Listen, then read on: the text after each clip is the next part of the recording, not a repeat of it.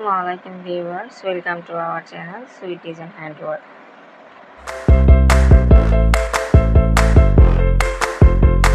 Viewers চলে এলাম আবার হ্যান্ড এমব্রয়ডারি বিগিনার সিরিজ নিয়ে। আজকের ভিডিওতে আমি আপনাদেরকে দেখাবো সাটিন স্টিচ বা ভরাট সেলাই।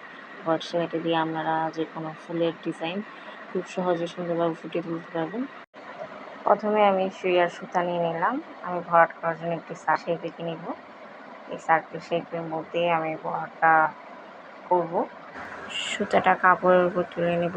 কাপড়ের উপর তুলে নেওয়ার পর আমি ঠিক যে জায়গাটা থেকে সুতাটা তুলে নিয়েছি ঠিক সামনের দিকে আবার সুতাটা নিচের দিকে নিয়ে যাব।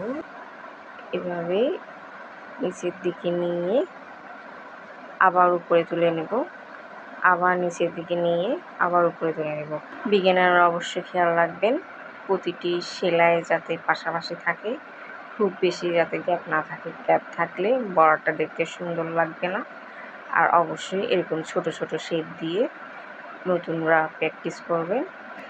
এই সাটিন স্টিচ বা ভরাট সেলাই দিয়ে ফ্লাওয়ার ডিজাইন করলে খুব সুন্দর ফুটে ওঠে।